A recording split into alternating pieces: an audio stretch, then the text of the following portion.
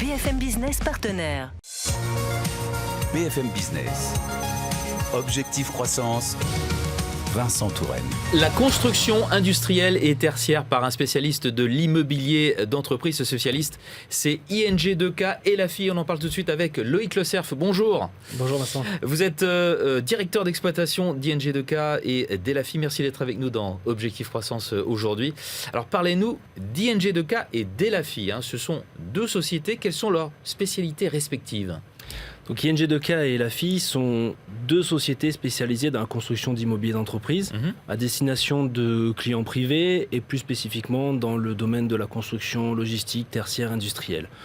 On intervient sur des opérations entre 1 et 75 millions d'euros, 15 à 20 millions en moyenne et sur toute la France. Donc d'un côté, ING2K est constructeur clé en main, contractant général, et de l'autre côté, Elafi est cabinet d'ingénierie, maître d'œuvre de conception et d'exécution. Alors tout ça, ça a commencé en 2017 à Lyon, où vous êtes toujours, et vous réalisez à peu près 60 millions d'euros de chiffre d'affaires. En quoi ces deux entreprises que l'on cite là sont-elles complémentaires ? Alors ce sont deux sociétés indépendantes, mais qui sont complètement complémentaires dans leur cœur de métier. Et grâce aux deux entités, nous pouvons accompagner nos clients sur tout type de projet, toutes les phases d'un projet. Ce qui fait vraiment la force des deux entités, c'est les échanges permanents qu'il y a entre les différents services, la synergie qui se crée. Et grâce à cette synergie, on arrive à gagner la confiance de nos clients et surtout à la pérenniser. Alors ces clients, c'est tout type d'entreprise, on peut dire en... Ce sont des investisseurs, des utilisateurs essentiellement, donc c'est vraiment domaine industriel, logistique. D'accord. Comment travaillez-vous avec ces clients justement et pourquoi font-ils appel à vous ? Alors, on a deux fondamentaux qui sont la co-conception et l'adaptabilité. La co-conception d'abord, c'est parce que le client est au cœur du projet, c'est l'acteur central du projet, il doit le rester tout au long du développement de la conception à la fin de l'exécution. Sur tous les choix techniques et financiers, il doit être partie prenante et donc on l'implique sur tous ces choix-là. Et l'adaptabilité, c'est parce que comme je disais, que ce soit des utilisateurs ou des purs investisseurs fonciers, leurs objectifs et leurs souhaits sont différents. Donc avec les valeurs techniques humaines de tous nos collaborateurs, nous arrivons à nous adapter vraiment à ce qui est souhaité et à atteindre leurs objectifs. Comment conciliez-vous construction industrielle et enjeux environnementaux ? J'imagine que vous êtes particulièrement concerné.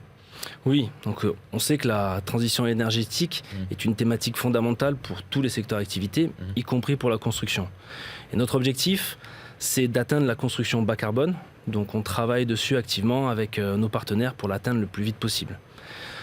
Les législations ont pas mal changé ces derniers temps avec l'arrivée des lois énergie-climat, de la RE 2020. Mais depuis la création des sociétés, nous avons toujours voulu aller au-delà et anticiper les modifications de législation. Et pour preuve, la majorité, même très grande majorité de nos opérations sont certifiées BREEAM, qui est la certification environnementale majeure et mondialement reconnue, et avec également le premier bâtiment BREEAM excellent, puis le premier bâtiment BREEAM outstanding, qui est le plus haut niveau qu'on puisse atteindre en certification. Et d'une façon générale, comment est-ce que vous voyez évoluer votre secteur ? Est-ce que ça va dans le bon sens ?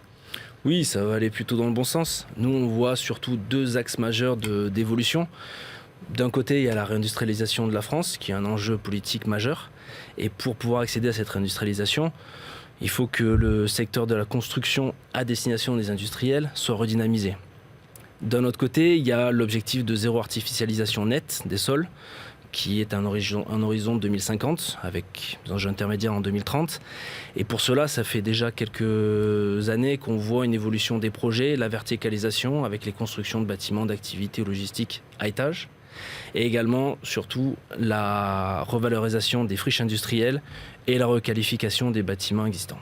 Loïc Le Cerf, merci beaucoup d'être venu nous parler des enjeux de votre métier et donc d'ING2K et d'Elafi, dont vous êtes directeur d'exploitation. Au revoir. Merci, au revoir. Objectif croissance sur BFM Business.